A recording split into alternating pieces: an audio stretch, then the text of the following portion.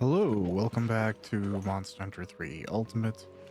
Really just going to be a grinding session more than anything as I continue to make progress through high rank, which takes a fair amount of time. Kind of feels like it's been the same thing for a bit. Monster Hunter is very much a game where if you don't enjoy the core loop, it's probably not for you. Because that is more or less what it is. Not a ton of excellent options right now.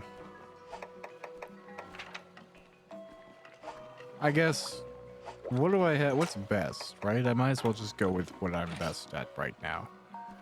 My best is water, then ice, then fire.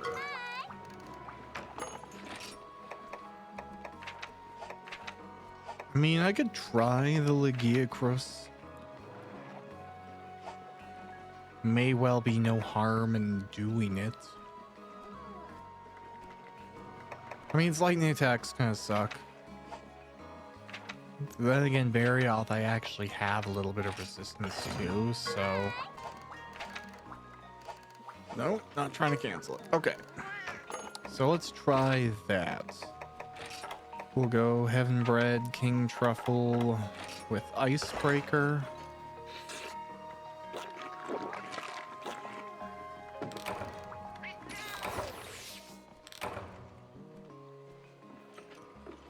Awesome.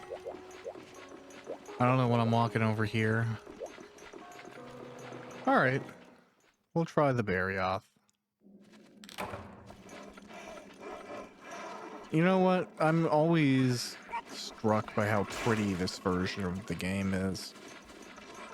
It's definitely a step up from some of the ones that I've been playing lately. Compared to the first game, like, it both is and isn't similar. There are definitely major similarities. But inversely, this one is just better textures. The movement is better animated. Little details. The camera feels like the movement of the camera is too fast for my tastes, but it feels smooth. And then again, the benefit of this, as far as I know, largely being unsynced or uncapped FPS wise, I'm actually using an experimental VSync option. So I don't really know what the implications of it being experimental are. I presume just that it's new. But that is what I'm running. And inherently VSync is going to cap your FPS to whatever refresh rate is on your monitor. And there's a lot of conflicting opinions about VSync. I think some people who are really focused on performance sometimes will turn it off because it does have a hardware like tax, I guess we'll call it. But the benefit to me is so massive. Like, I had for a long time when I was playing Final Fantasy 14, I had a screen tearing issue in that game, and it was really bad with some of like the later expansions that had slightly higher level, higher detail textures. So it was more possible for tearing to happen as you were moving your camera across those assets. And I swear, I would walk up a staircase and it would look like another set of stairs was like appearing below me. The screen tearing was so bad. And for a while, I just thought, you know, it's the nature of the game. Maybe it's old netcode. Maybe it's something like that. It's just causing some areas of the game to have much more atrocious screen tearing than other spots. But it turns out there was a setup cause for it. And it was also kind of a benefit. It's one of those things where like something goes wrong and you have to learn something that's annoying and it's a frustrating process. But by the end of it, you're like, oh, but now I'm so much better equipped for X thing. And that was really what happened to me when I had to solve the screen tearing issue in Final Fantasy, because I was always playing around with like graphic settings and whatever, even the driver level stuff I was playing around with. But it turns out that 14 is a game that doesn't have perfect implementations of some graphic settings. As an example, I might cart here. I hope I don't. Yep, that's fine. As an example, though, 14 doesn't really have good anti-aliasing.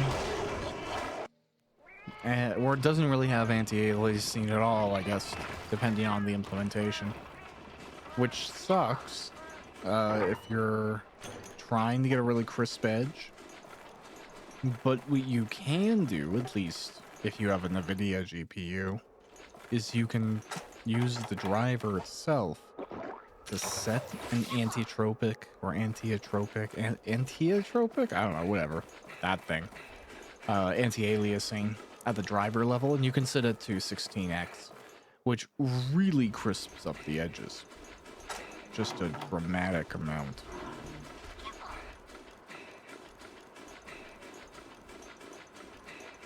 What I might do, actually, is, you know, depending on how this Varioth hunt goes, you know, I've pulled out it. Maybe it'll not go well. I'll let it be what it is, you know. If I fail, I fail. But what this might signal to me is that it's time for actual high rank armor. And maybe worth pursuing whatever tools or parts I need to craft a set that doesn't get stunned. Because more than anything, or really actually, I think, you know, I'm recording this, so there's a benefit of proof. I think pretty much all of my deaths are related to getting stunned and then not being able to move, and then the monster finishes me off. I'm not really all that certain if we were to, like, rank all of my deaths in Monster Hunter, at least in this series. How many were blatant missteps on my part? Like, I don't think I'm perfect. I make tons of mistakes. But it feels like when I die in this game, especially in this series, that's always the recipe for it. And historically, actually, it's the case for me, Monster Hunter. Just whatever I'm doing, it's one of the things that I prioritize when I'm playing casually on my own terms. I always prioritize getting stun resistance, because I just hate taking hits and then not being able to move. And it feels extra punishing when you're a greatsword user like I am, because you already have such a deficit of movement. So that when the time comes around that you have to sacrifice even more, it's just a big old kick in the pants. Now, it's fair to point out the greatsword has a block, so the potential to reduce these types of hits is pretty pronounced.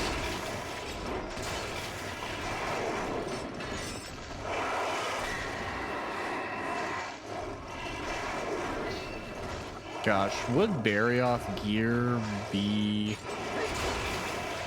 a good move?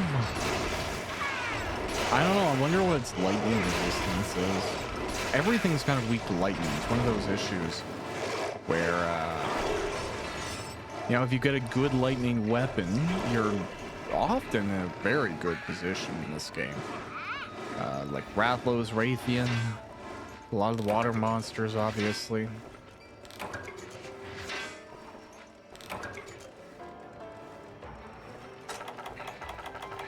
Oh, well, we fought him out of the area. That's what matters.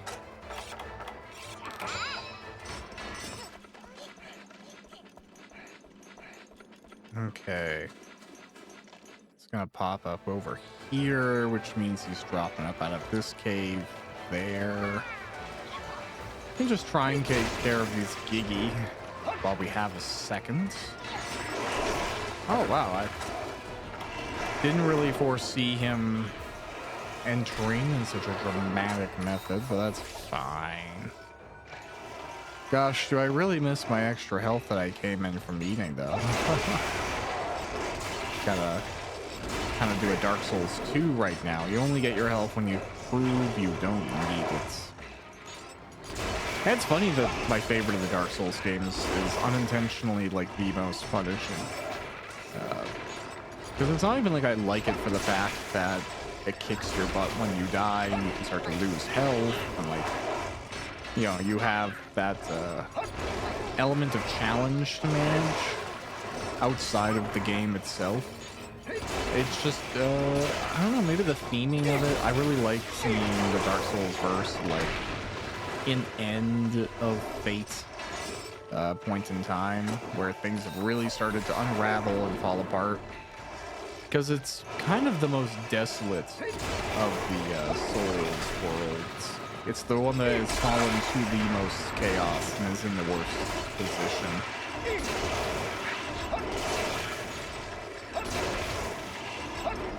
Because, like, I think in canon, right? Maybe I'm wrong about my memory of this. In Dark Souls 1 and then 3, things have just not been good for a while. They're decaying, and things aren't, like, great. But there's the potential of things being okay again. Like, you're not absolutely everything's awful right now. But in 2, everything has gone wrong. The person who was supposed to make things right in canon opted to not do that. And as a result, everything has gotten even worse than it has before.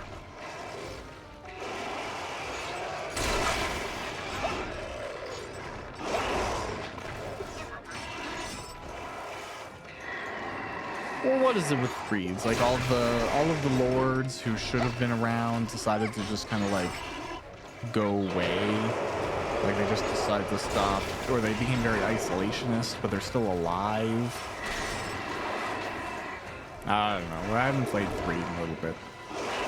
That would be a series that would be fun to do as a Let's Play, but I'm really just not sure where the reality of like me doing that is. You know, like, could I beat all the games? Yeah, of course. I've beat them all before. I've beat Elden Ring. I've beat Sekiro. I'm sure I could do it.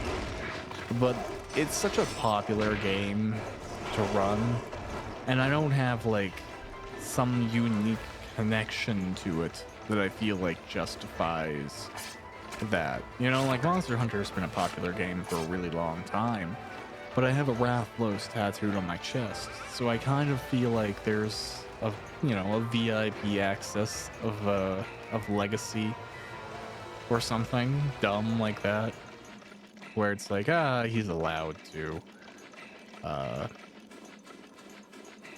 Then again, by all rights, I could do an Ocarina of Time Let's Play, which is in and of itself pretty played out, even though I still think it's like a valuable thing to do. Like, I would, if I was interested in a Let's Player, for example, right? And I would just like was following them series to series as I do for a few folks, or try to, or have done historically. And they were to randomly go, okay, yep, this next game is Ocarina of Time. I'd be like, I'd still be interested in that, especially if somebody hadn't played Ocarina of Time. So I guess there's value in even the good old classics. But that being said, like, if you don't have like an appreciation for it, maybe it's not worth going back to do. You shouldn't just do it because, like, oh, this is popular, people will look at it. You should kind of pursue a personal interest in the subject matter. That makes it valuable. You know, like, there's tons of people, I'm sure, who haven't played Half-Life, which is such a monumental kind of gaming experience now, that it's like having never played Diablo or something. If you haven't played Diablo, you've probably played something inspired by Diablo, just because of how prolific it became. And of course, the same is true for Half-Life. But it would be funny to me if someone loved what Half-Life inspired, but hadn't got to play the original. I think we're fast approaching a point where like tons of people who are active gamers and play a lot and enjoy that world and community may well not have experience with like these legacy titles. And it's increasingly difficult to go back and play some of them. As an example, Mario Party 64. I grew up playing Mario Party 64. I played the crap out of it. I got every star. You know, I've just played everything about that. I replayed it on the DS when that remaster came out. I loved me some Mario Party or Mario 64. Tried to replay it as an adult. Completely, like, incomprehensible. Not in regards to story, but in regards to controls. Like, I could barely walk straight. The axes of the control was so weird. And like the perspective that I had to take to do some stuff, yeah, it was really wonky. And I couldn't get a lot of jumps right. I couldn't do a lot of these things. And like, I felt the younger me embarrassed, because I remember a time when, of course, I could do all of those things. I could jump and wall kick and manage all of these lovely sequences of events. You know, I could jump across and skip barriers and do all these things that now I can't. And it's only because, like, I feel like I've been ruined by modern gaming in a way that's probably for the best. You know? It's like losing the ability to make a fire with 2 sticks. Like, is that a little bit of a loss? Sure. Are you probably living a better life because you have a stove? Also, yes. So, definitely an interesting dynamic, but yeah, I couldn't go back to Mario Party 64 or Mario 64. I mean, Mario Party 64, very easy to go back to. Not a lot of adapting there. But I couldn't see somebody who's used to, like, say their first game ever was like God of War Ragnarok, with this insanely high production value and talented actors and just a slew of production enhancements, right? Some really cool stuff there.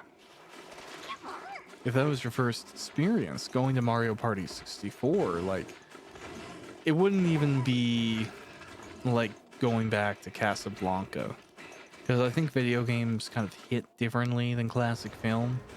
Because, you know, at the end of the day, it's still a movie in regards to classic film. Maybe the way they talk, or the aspect ratio, or the color, or the sets, or the special effects. Maybe all of that, of course, can age it, right? And that makes sense. But with a video game, it's like you have a different brain, you know? Because, like, the way the controls feel, the controller you may be using, the interface, the responsiveness. Can you shoot through the dividend stairs or not?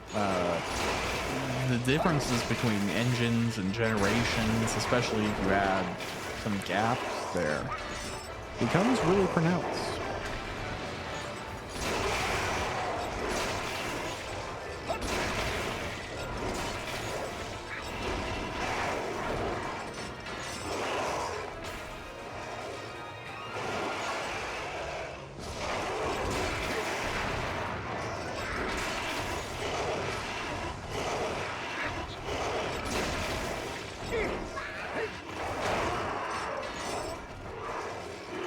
Yeah, really, this berry off is like exhausting though. And we're not really giving it a break. Now, I mean, nor should we. I'm just throwing it out there. But it's looking like we're gonna be okay, which is a positive feeling. Yeah, especially considering it's the winter. So we definitely turned this fight around. Went from, you know, dying with all of our extra health and defense and benefits, and now without those things, having to do it and do it right. But honestly, that's just how I find these things go. Like, I always pay more attention after I've died once. I think even that's a classic, right? You're just casually gaming, chilling, doing your thing. And then you die and you have to sit up. Elbows on knees. Ready to go to battle. Oh, I was hoping he was going to be asleep.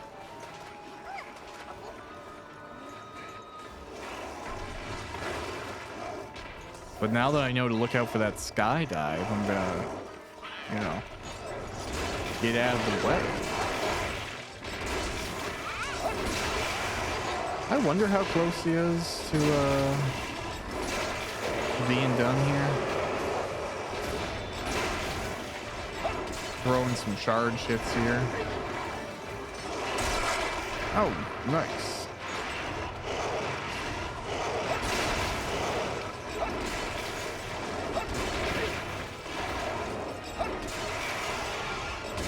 Just brutality right now, honestly. I feel bad. Got a dozen raptors jumping all over you, and then you got me with my big old sword.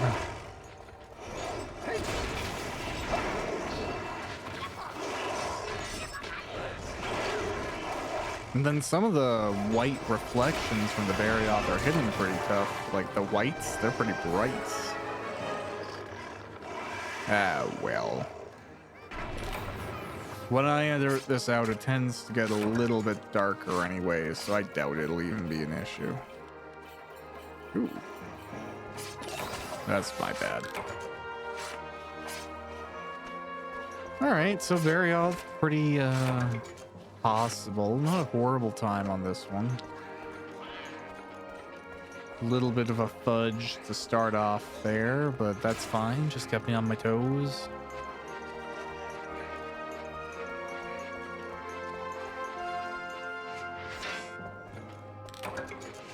Light crystal. Man, my iron pickaxes. Oh well. I should probably check out what my sword needs as well. So despite the fact that Barioth hunt went pretty decent, I still do think it's a sign that I could use some more defense. I don't know, we'll see if I even got the armor from Barioth to look at gear-wise, and we'll see how valuable that is, or what's the best.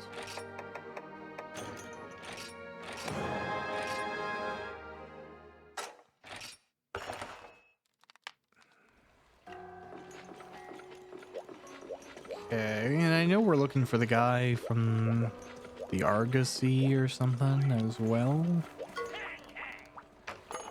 Okay, so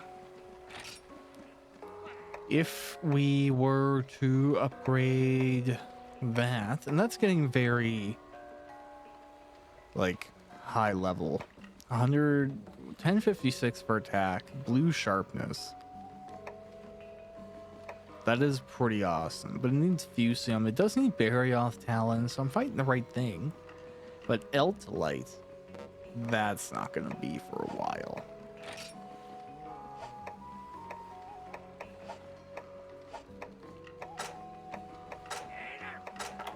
Okay. Ooh, lots of new armor. So yeah, as expected, the Rathlow set awful against Thunder, so that's no benefit to us. The Nibble Snarf, about the same. And Barioth -1. Not a lot that's great against Thunder. That really can't be a surprise.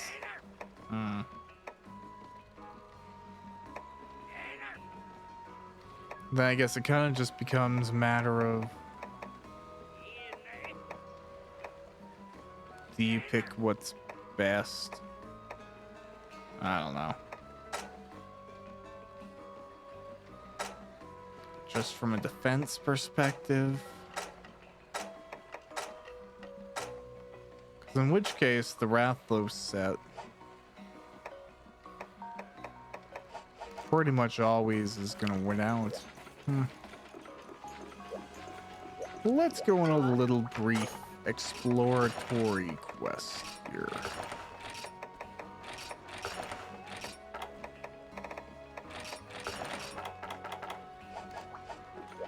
I'm gonna take a Farcaster because I'm lazy.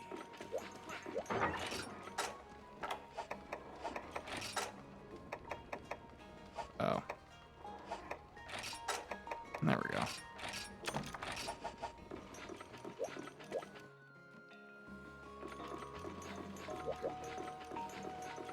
Oh, right.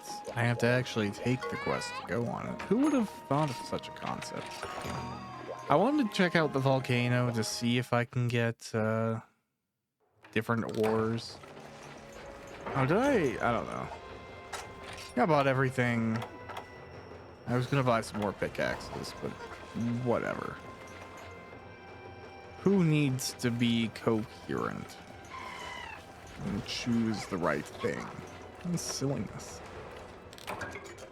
Oh, king scarabs. Those are going to be solid.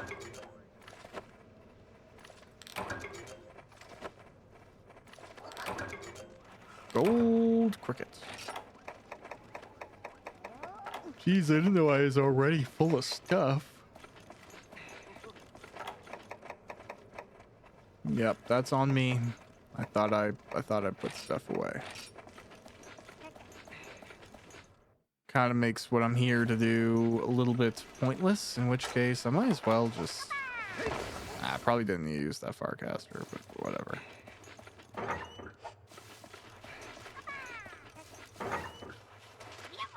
Okay, well, I'll get rid of those, I guess, at least.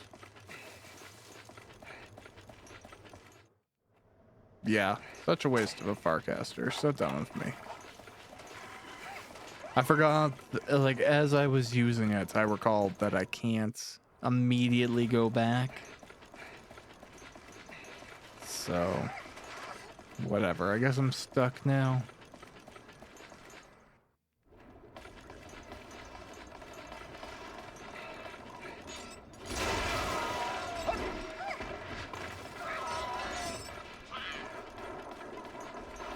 Yeah, I really wish I could just upgrade my Cavius set. You know, it does more times, but I think it hits a limit after a certain number of upgrades that I am fast approaching. Whereas compared to other sets, it's just going to have so much more time to get stronger and stronger and stronger. I do tend to go for a Wrathblow set, but I always get spoiled by earplugs.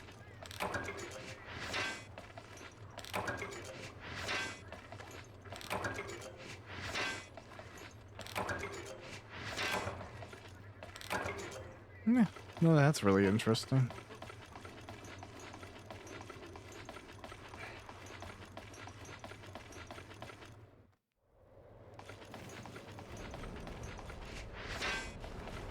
Any cool ore for me? Just a lot of armor spheres. Rust shard. Okay, well, that's worth grabbing because rust shards can become weapons. Dragonite ore, I don't really like. Sure, take my map.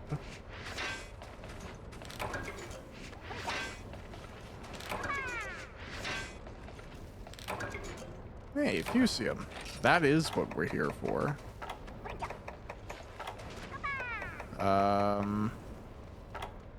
We definitely don't need a Thunderbug comparatively, so... Good to know that if I want to come here for Fusium, it's currently available.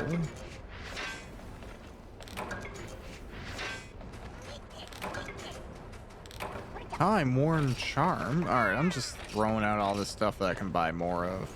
Kind of whatever. My mistake for coming here with such a full inventory. Coal? We don't really need that right this second. We definitely don't need iron ore. Cool, and now because I messed up, we get the privilege of running all the way back manually. Even though I brought an item specifically to fix that. It's good. It's good times. Nice Uragan right here, but we're not really going to bother with it. I'm just going to run right on by. Hi, Uragan. Yes, I am here. No, I'm not going to bother you. Not today.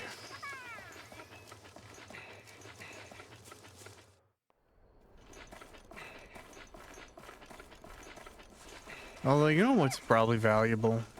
What even quests do I need to do? You know? Let's look here. I'm just gonna pull that up super quick.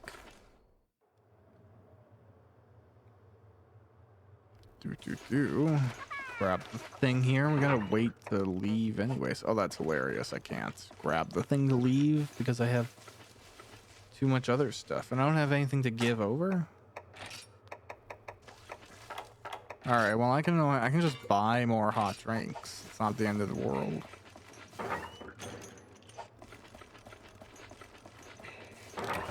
Great.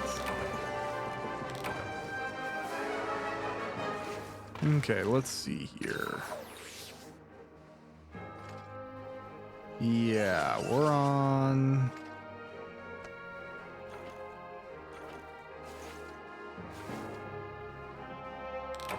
Oh, you know what I completely forgot about? There's the Yen Moran that we could set up and then make gear out of that.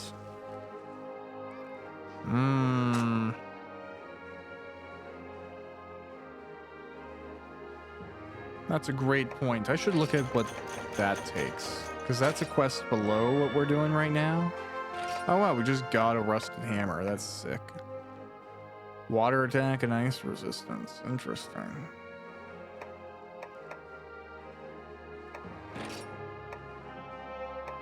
And then a rusted hammer. Rusted hammer with unrealized potential. It could perhaps be polished. It has demonic blessing and earplugs and part breaker. Gosh, why couldn't I get greatsword version?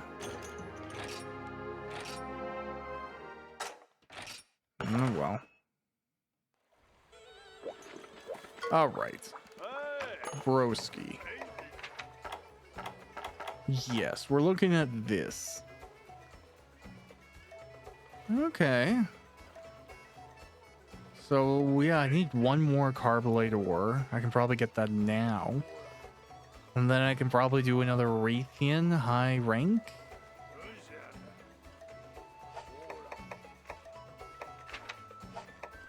Okay. Sounds good to me. That's probably one of the better ways I can get something worth wearing right now. And I got carbolite from going back to the volcano, so that's probably what I'm gonna do right now. Just go redo that really quick. Actually, I'm gonna take the Farcaster that I should have taken before and use it properly this time.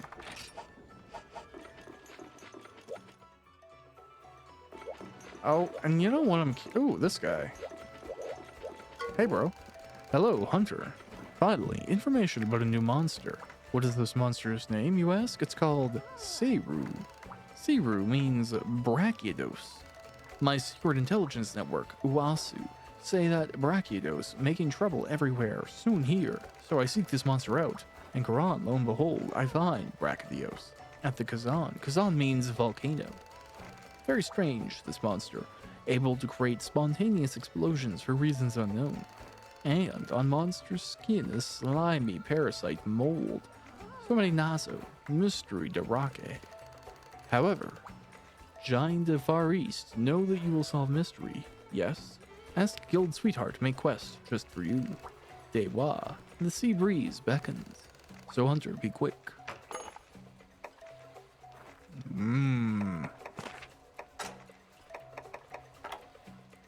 Brachiodos is pretty awesome too.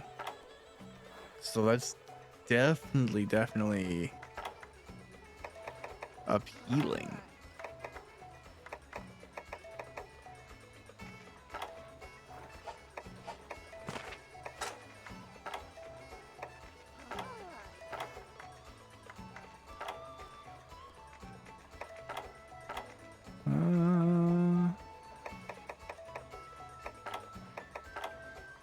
Yeah, I was just curious if I could get an armor charm or power charm, but I don't have anything rare enough for it.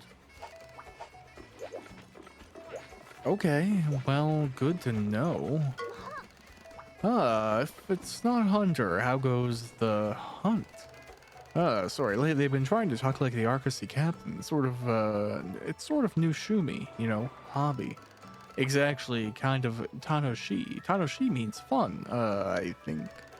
Well, it was Tanoshi for 5 minutes. Anyway, okay, I'm bored. Time to get back to my normal, well-spoken self. Guess what? I've got a request to hunt down a monster.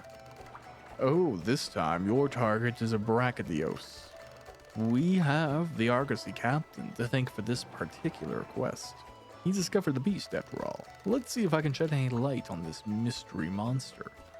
According to my guidebook, there are many mysteries surrounding this creature. Okay. Even the monster walks the guild don't really know about this thing. You're flying blind here, Hunter. But isn't diving into the great unknown part of the fun of hunting? Just nod your head and say yes. Cool. Is it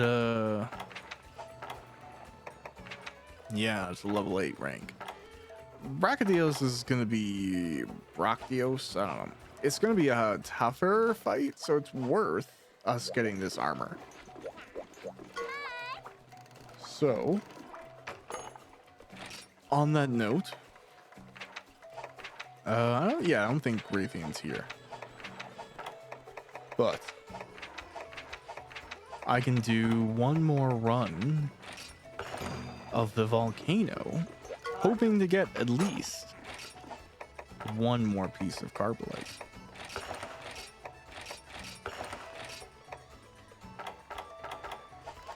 Okay.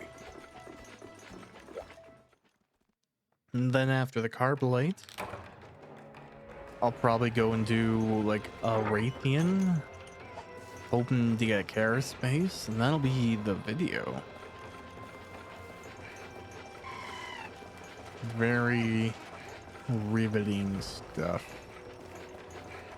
Playing a lot of Monster Hunter always makes me crave a RPG after. I think that's why I tend to alternate. There's a part of me that was thinking I was going to go right to Monster Hunter 4. But no, I think taking a break is kind of for the best. Give yourself some breathing room from experiences and do some of the stuff that I want to do otherwise. Oh, I probably should have taken the cold drink. I forgot it was actually essential here. Well, as long as I don't get hit, I think I'll be fine. And hey, I got the carbonite I was looking for, so at the end of the day, how bad was this trip? Oh, another rust shard too, so that's cool. Fusium is awesome.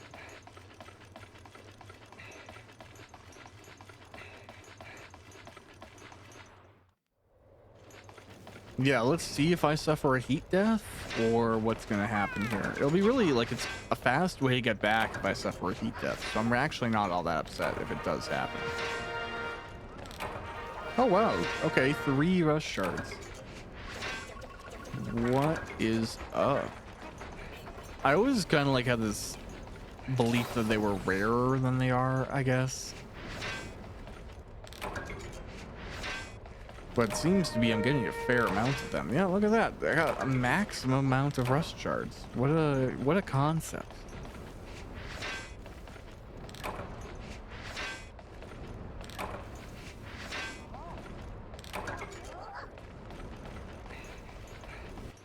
Sweet. Okay.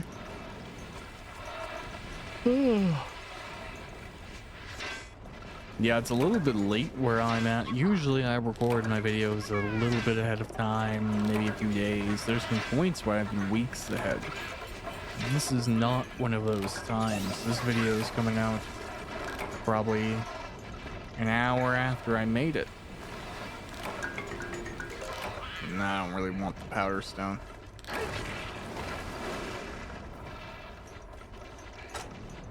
Well, I don't think there's anything else for me to mine, so I'll use my Farcaster properly this time. Take my pop ass. Turn it in. All right, now we'll go back. But not upset. 6 Carbolite, that's solid. 3 Firestone, 3 Rush Shards, 2 Fusion more, and then some more Armor Spheres. So, like, really, 0 complaints total.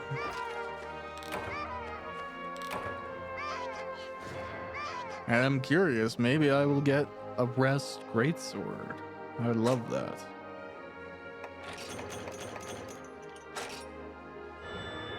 Nope.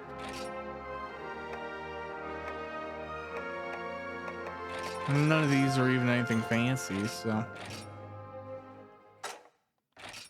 it's a shame.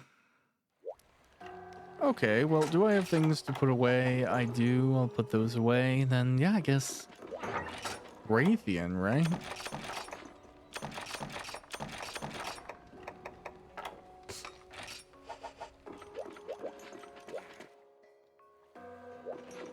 Just triple check here.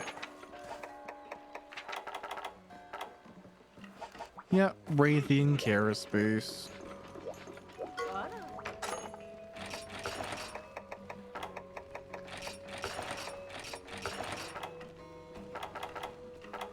All right.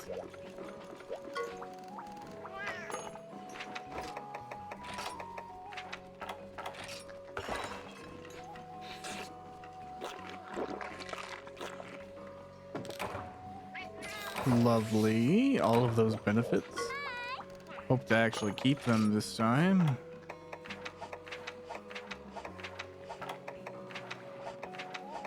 Which one of these is... Oh wow, is the Raytheon not even rank? What was that last one? Oh, okay. Interesting. Okay, so it's only the one there.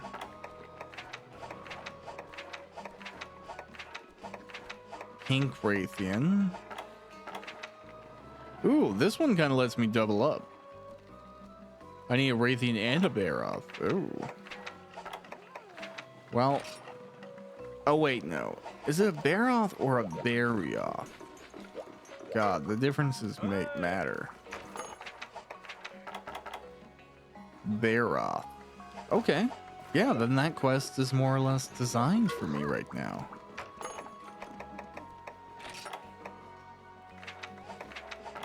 Wherever it is. Yeah, Desert Warfare. Why are these monsters getting hunted? Monster News Network. This just in, a Raytheon has invaded the Baroth's territory. Expect the Sandy Plains to become a battleground within the next few days. The danger zone begins 25 meters from the monsters. Beware of charges and flames. Okay.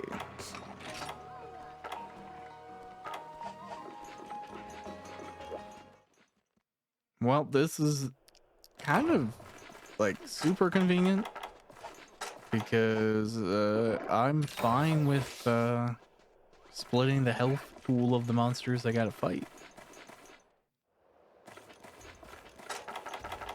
Now I only have 1 paintball, so that could get a little messy.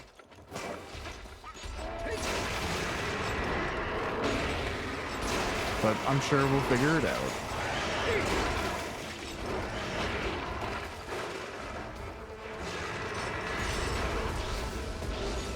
Now, I don't know. I feel like the tail might give aerospace potentially, like on a rare chance, but it's probably just gonna be general like drops that I get that one from.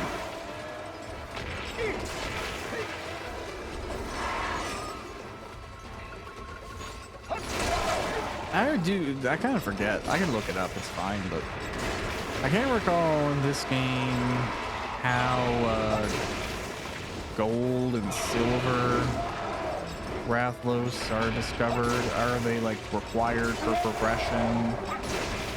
Are they something I have to like hunt 100 wyverns for? Because that was never fun. I found that incredibly tedious the last time I had to do it. Though I was quite rich, which was great. Oh, jeez.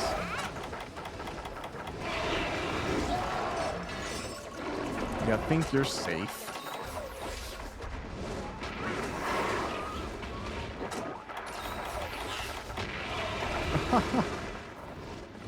You know what, Renoblos? I don't know what was gonna happen there. Maybe you saved my life. I'll leave that, the possibility that that's what happened, open.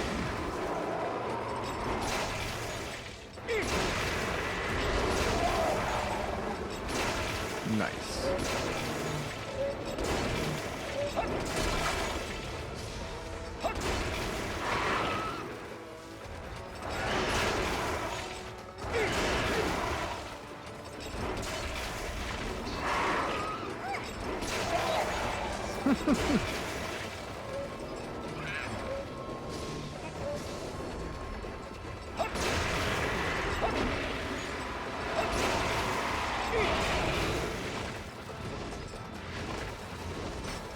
Oh, okay, there we go. Just didn't want to be directly in front of a monster that's gonna sweep its tail. Although knocking it out of the air is always a good option. Ooh.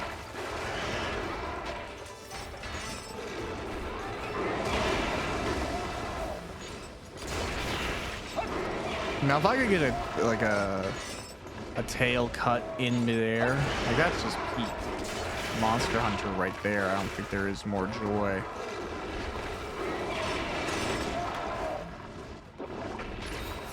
I don't know what happened there. I got hit or it hit something.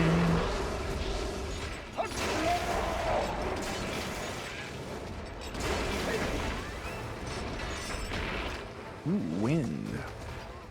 Which also raises a question to me is like, will I have to fight a Kushala Daora in this game? Or excuse me, is that like a, oh that sucks.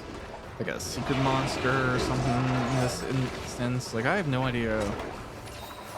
I should look if Kushala Daora is around. Not because I really particularly want to fight it. Just curious if I'll have to. A lot of different monsters in the game like that. Oh my god. I'm just gonna go over here just to take a second and recuperate. Jeez. Getting spammed.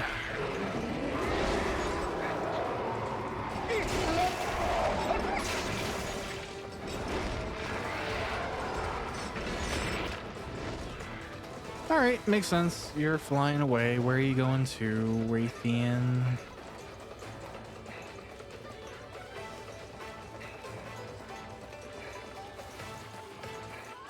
Yeah, I didn't get to start at the base camp, so I don't have a map to look at, but this seems to be the right spot.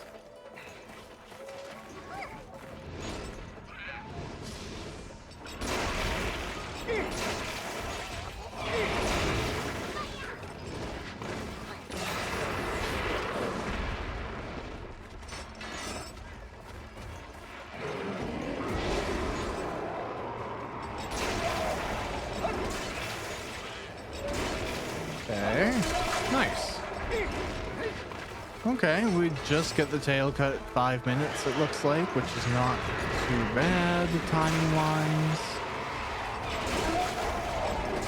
Get another break there. Ooh. That doesn't surprise me. We're gonna get like a aggressive charge, because like why wouldn't we?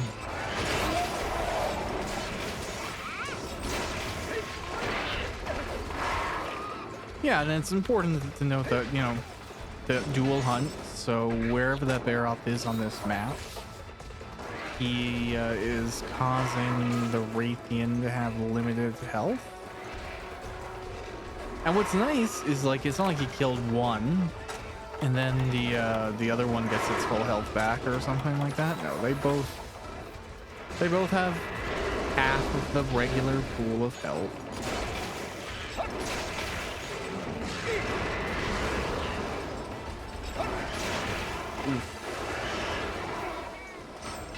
Well, I actually don't know if it's like actually half. I just know that it's a less amount Another ration.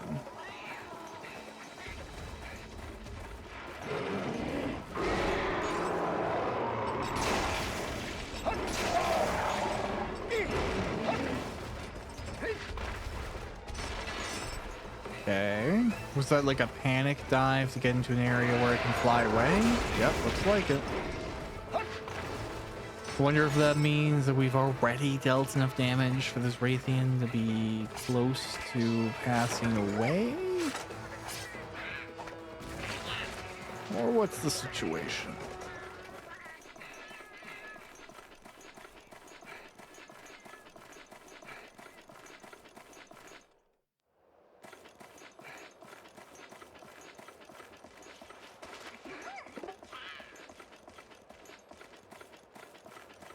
This is an interesting choice. Maybe it's because it's hungry, is my guess. There's food here.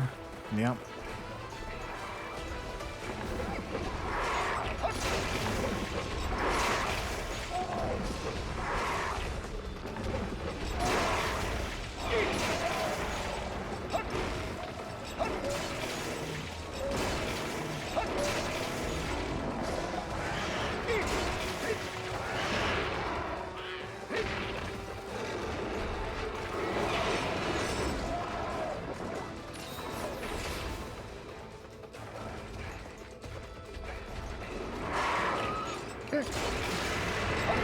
Cool, I love getting to continue to smack while they're screaming. Earplugs are just the best.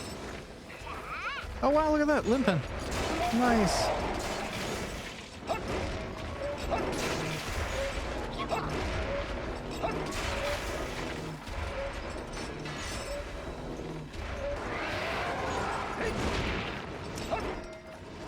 That's fine. That leaves us a lot of resources to deal with the Baroth that we're going to follow up here. Especially considering these shinies have all been healing items.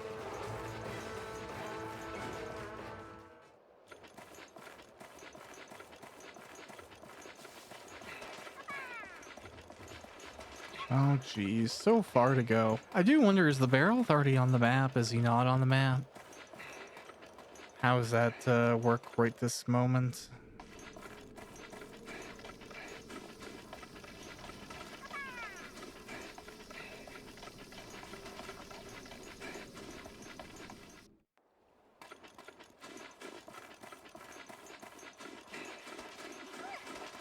I think this is the right way to go. Let's try. The worst we can do is fail. Hey, look at that. It was exactly right. What joy.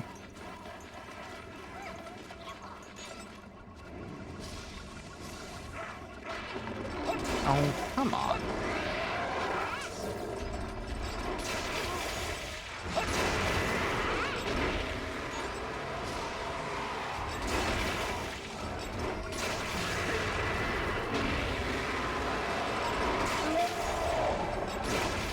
There we go.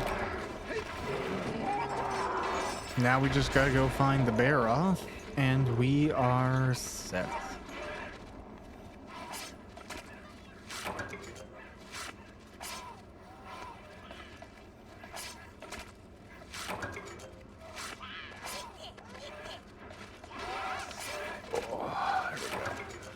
And it's all just mega potions on these carbs.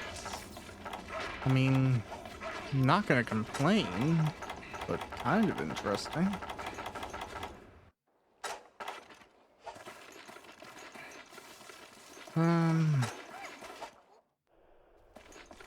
Yeah, I might as well just like poke down into this area, which is where I feel like the Baroth is most likely to be.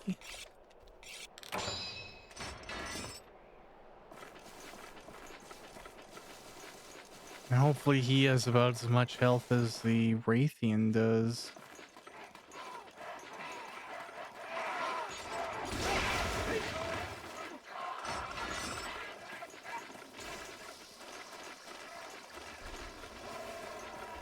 Oh, there we go. Perfect.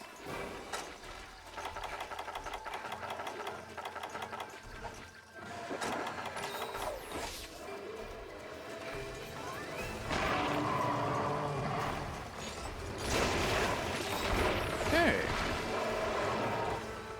So, you know, high rank bear off is high rank bear off. I'm sure it'll be fine, but it has, you know, less if its health pool, and it's kind of an entry level monster when it comes to high rank. So I think it's going to go pretty smooth. The biggest issue is that this monster can dig, and I don't have any more paintballs.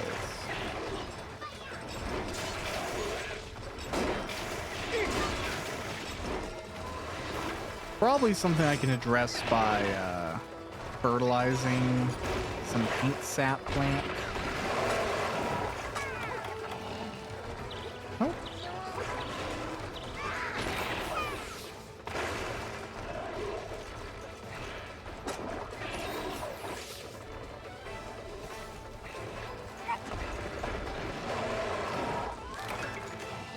Yeah, I'm getting so many mega potions that even if I burnt everything on the Raytheon, I would probably be okay right now.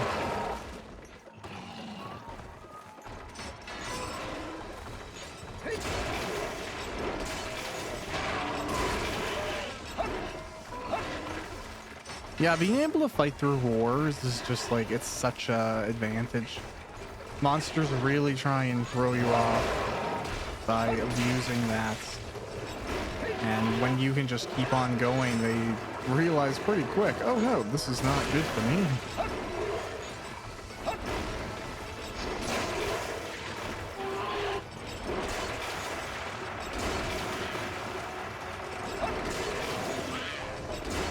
Okay, come on, buddy, fall down again.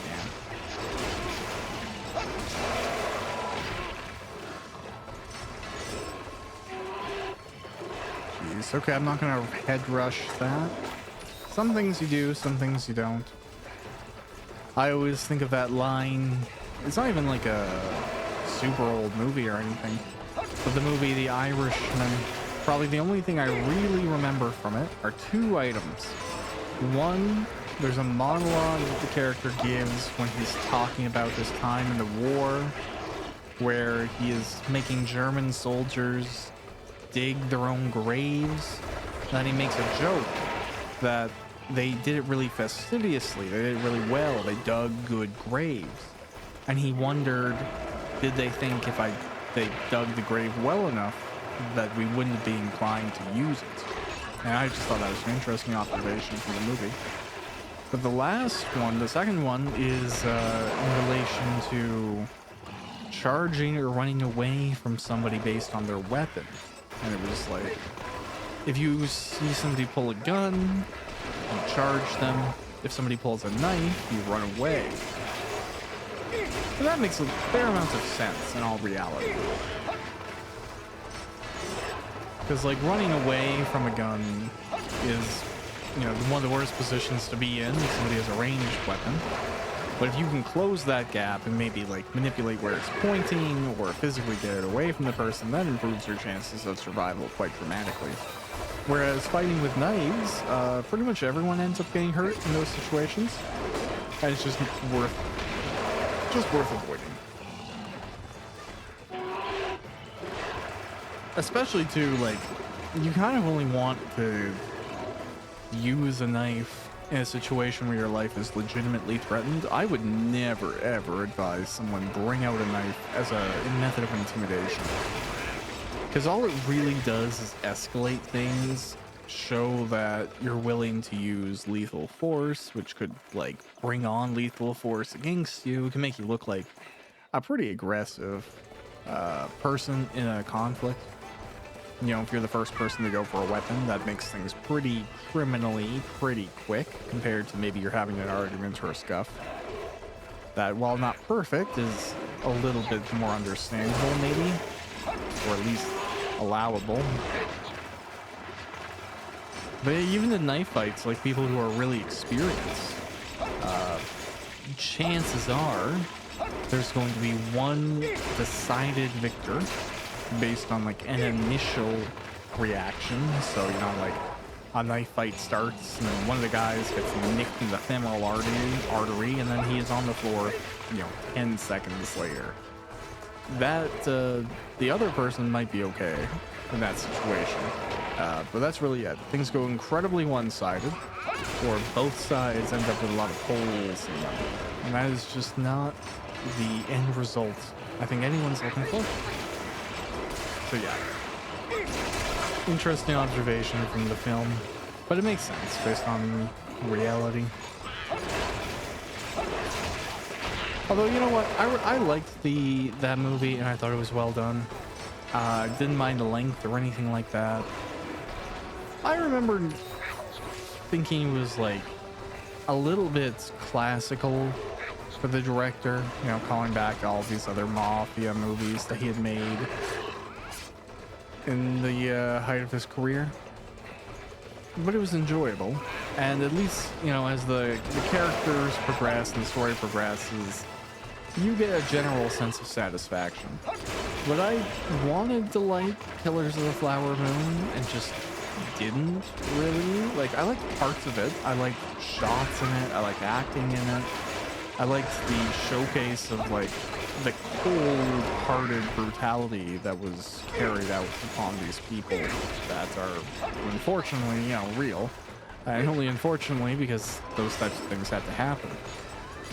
That part of the film was really well done, but I just couldn't buy the central relationship. And then, while I understand the ending artistically, I didn't feel like it had a good payoff. So that's always, you know, it's disappointing when you want to like something and you don't. I had, you know, a similar but inverse experience where I wanted to like American Fiction, and I really did. That's a fantastic movie. Highly recommend it. I bet even this Baroth would like it. And it was interesting too. I only learned this today. The character of the brother, his actor, is in a few different things. He melts into his roles clearly, but he was also recently in Invincible, which I didn't realize. He plays a villain character. That's all I'll really say. But yeah, it's cool to see somebody with so much range where they can go genre to genre to genre, you know, diverse character to diverse character. And I just mean like in regards to the story they're trying to tell, or the plot of the individual themselves. A lot of range, a lot of respect, that type of thing. Because there's some actors who like become very famous and they're known for either applying or just having a lack of range. And there's definitely ways to make careers off of that.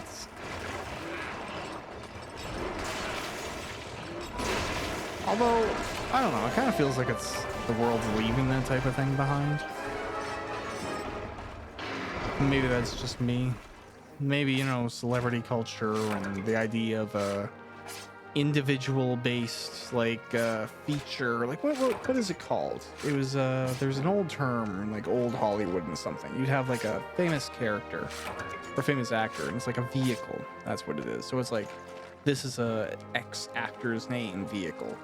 And the intention was not to wow you with the plot or the direction or even any of those elements. It was just to give this personality something to do something in, you know, something to challenge them, something to walk through. But the movie wasn't really a movie in a pure sense. It was just kind of an extended opportunity for someone to act against. And, you know, you kind of see these types of things continue, like action movies that, like, the whole plot is, hey, we got Sylvester Stallone or whatever, right? There's tons of things that are like that still, but it's dying out, I would argue.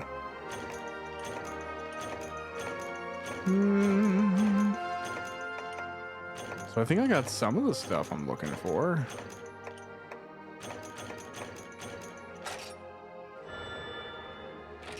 Really hope so, anyways.